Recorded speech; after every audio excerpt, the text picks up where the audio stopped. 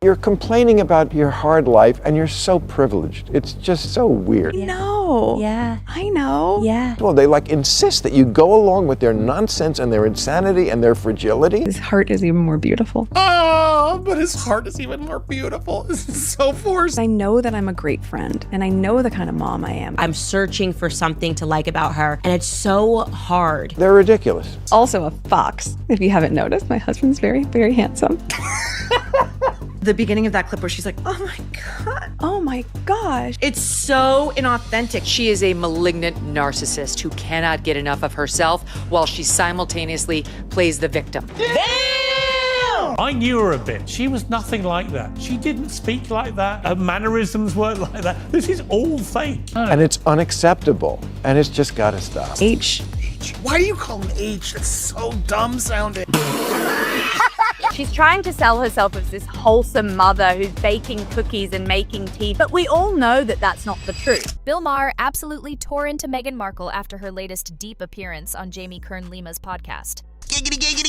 And the fallout? It was immediate. This one podcast blew up online, sparking a wildfire of backlash. Everyone had something to say. Maher didn't dance around it either, calling out the obvious, Meghan keeps complaining, even while living a life most people can only dream about. You're complaining about your hard life and you're so privileged. It's just so weird. It's ridiculous. I totally agree. That's exactly why so many people are siding with Bill. He's clearly fed up with the never-ending struggle narrative, especially when it doesn't match what regular folks see. Maher doubled down, saying he won't play along with what feels like pressure to accept a fragile, almost nonsensical version of reality just because they say so. That's what's so annoying about them. The most of all, they insist that you go along with their nonsense and their insanity and their fragility. Outside of Maher's takedown, the podcast itself is getting slammed as pure cringe. It was pitched as this raw, unfiltered glimpse into Meghan's life, but most people weren't buying it.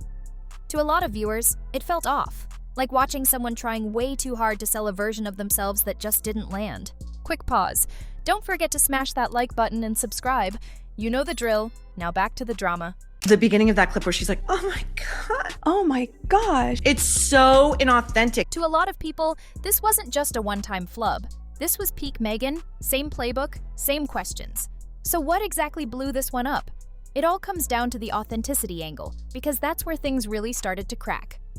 One of the first red flags? Meghan claimed she showed up raw, no makeup, but viewers weren't buying it. Critics jumped in fast, pointing out she looked a little too camera-ready for someone supposedly caught off guard. The internet wasn't fooled, and that's when the unraveling really began. First of all, she had the hair blown out. It was perfect. I do not believe that she was makeup-free there. She didn't have eye makeup on, which is a different thing. That whole no makeup moment, it didn't land as genuine for a lot of viewers. Then came the tears, or more accurately, the lack of them.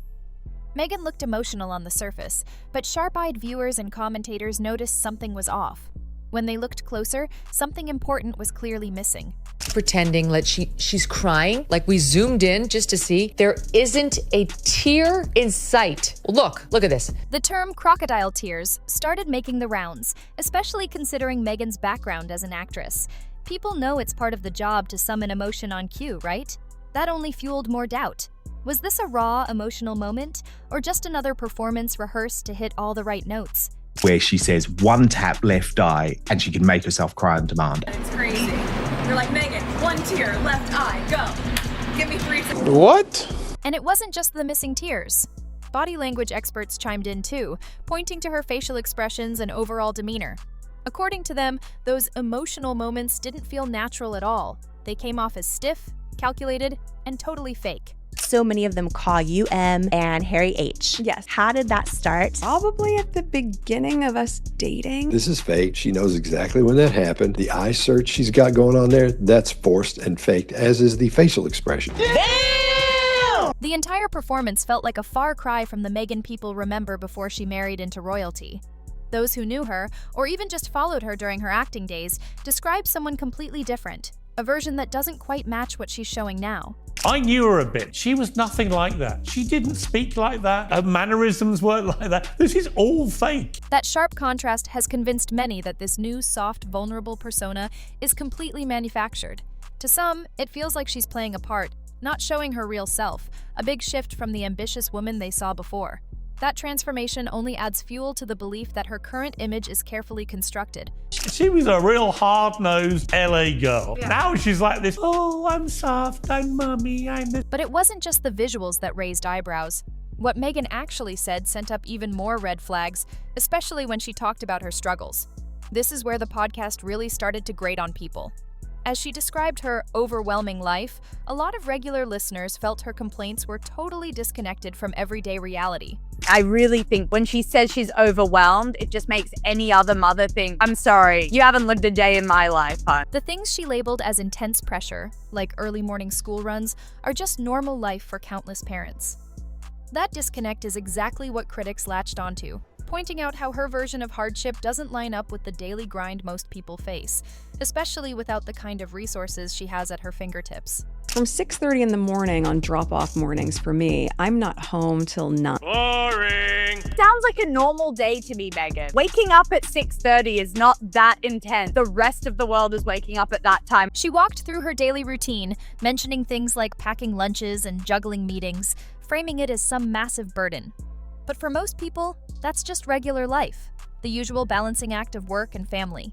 So when she presents it as something overwhelming, it starts to feel less honest and more like a performance. I've got to pack school lunches, then I might drive them to school, then I might manage my meetings after that. Brush my teeth, get both of them up, I get them dressed, get them downstairs, make breakfast. Talking about it as if she was about to sink underwater from the pressure, I just don't believe it. It's a normal daily routine. This nonstop talk about feeling overwhelmed plays right into what many believe is her default narrative, always casting herself as the victim. There's nothing to be a victim about here, and there's also no sympathy to be granted for this lifestyle. Critics say she's constantly reaching for sympathy, even when there's no clear reason for it, especially considering her privileged lifestyle. It's a pattern that many find exhausting and hard to take seriously. She is a malignant narcissist who cannot get enough of herself while she simultaneously plays the victim. This victim mindset keeps popping up in critiques about her, with some commentators using harsh language to call it out. They see it less as a real cry for help and more as a calculated tactic to win sympathy and control the narrative. My castle's too small. Yeah. The queen is mean to me. They won't let me call myself Her Royal Highness anymore. Critics often point to her complaints as classic examples of privileged problems. There's this growing sense that she's constantly whining about things most people would feel lucky to deal with, which only pushes her further away from those who see her life as anything but difficult. She's trying to sell herself as this wholesome mother who's baking cookies and making tea, but we all know that that's not the truth. On top of that, the image she pushes as a wholesome, down-to-earth mom is getting picked apart too. A lot of people feel that version of her is just another polished facade, one that doesn't really line up with who she is or how she actually moves behind the scenes. The one thing she is dying to sell to us is relatability. The one thing she is dying for more than anything is for us to love her. This nonstop focus on hardship, mixed with an image that feels overly staged, has people questioning what she's really after. If the struggle narrative isn't working, what about Meghan's next big angle, being relatable? Critics say she's trying hard to push the idea that she's just like everyone else, down to earth and approachable. But to many, it just doesn't feel real. When you were saying, like, do you want to just do like cozies and no makeup? I like the idea of like, okay, great, let's let them see us. Stop it with this. We're just sitting in our living room, in our cozies, barefoot, spilling our secret. Her push to seem relatable often feels painfully forced, like she's wearing a costume that clearly doesn't fit. The carefully staged moments meant to show how normal she is tend to backfire, making the effort feel calculated instead of authentic. That trying too hard energy is exactly what turns so many people off. Everything they do seems so manipulative, calculated, PR motivated, money motivated. So what's really driving this non-stop push to shape her image? According to many commentators, it comes down to pure calculation, PR, manipulation, and yes, money. They believe every move she makes isn't about connecting with people, but about building a brand, one carefully crafted step at a time. She's not important. She married for money. It's very clear she bagged the elephant. She was thrilled she became a, quote, princess. The claim that money was a major motivator, especially in her royal marriage, just won't go away. Some critics are blunt about it, saying Meghan knew exactly what she was doing when she bagged the elephant, so to speak, chasing status, power, and a lifetime of financial security. clearly went over to get herself a prince to give her access to this lifestyle that she would have never had access to. This feeds into the belief that she deliberately pursued a prince to unlock a level of influence and luxury her own career couldn't reach. Critics say that kind of ambition undermines any claim that she just wanted a quiet, happy life. And then there's the glaring contradiction Bill Maher and others have hammered, demanding privacy while constantly stepping into the spotlight with books, podcasts, and interviews. That double standard is exactly what fuels so much of the public's frustration. These people were so mean to us. We don't want all this attention. And then let me write a book about how much we don't want attention. This nonstop self-branding and what many see as clear insincerity hasn't slipped past the public, not just the media, but regular people too, especially when it comes to her royal ties. Then there's the royal title issue. Even after stepping back, Meghan still seems to hold on to Her Royal Highness in private settings and on branding materials, despite being told not to. For a lot of people, it just feels off. She doesn't use it for public gain or commercial gain, but in private she uses it? How cringe and tacky is that? In fact, there was a moment where she was reportedly caught red-handed, using the full royal title on a gift, something that didn't go unnoticed and stirred up even more backlash. Zoom in here and it says, with the compliments of Her Royal Highness, the Duchess of Sussex. Stuff like this only adds to the belief that she wants all the benefits of being royal, without any of the responsibility or public accountability that comes with the title. A title that was stripped from her when she and Harry made their whole racism debacle and left the UK, left their royal duties, and moved to the US. To a lot of people, using such a formal title behind closed doors is even stranger than using it publicly. It hints at a deeper need to cling to that royal status, like she just can't let it go. And for critics, that kind of behavior only raises more questions about what her true motives really are.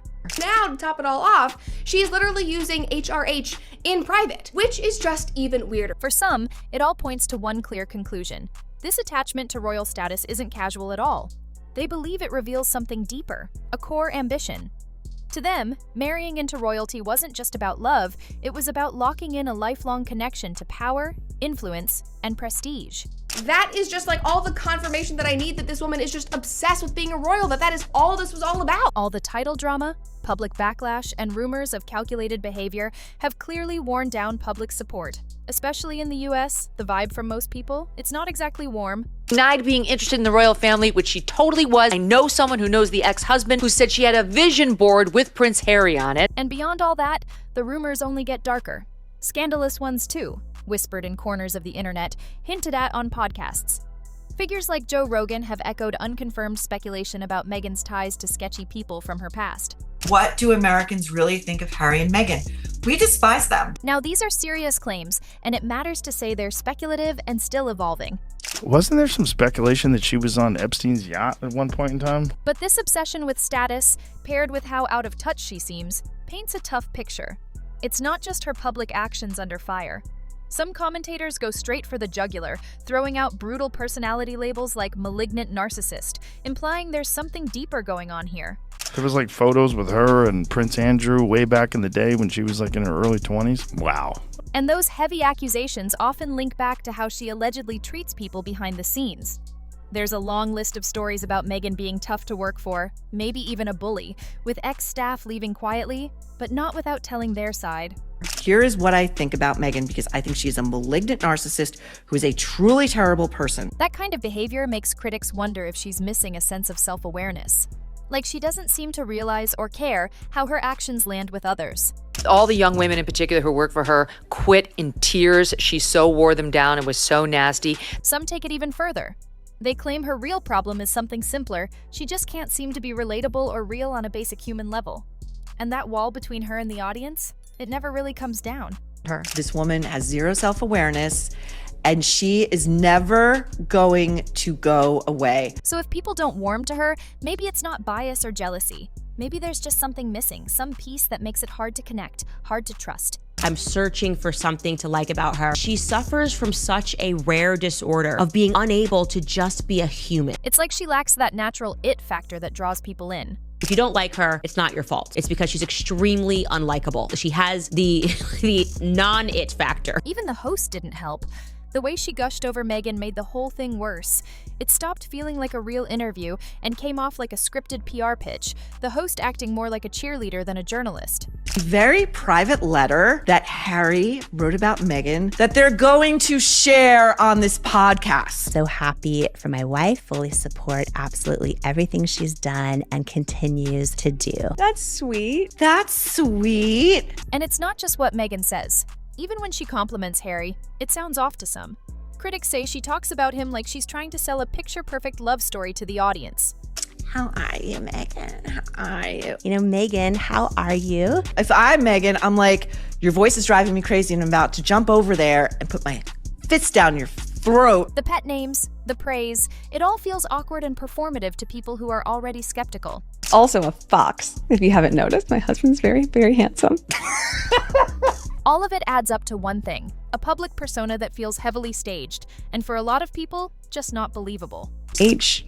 Why do you call him H? That's so dumb sounding. So what's the big picture here?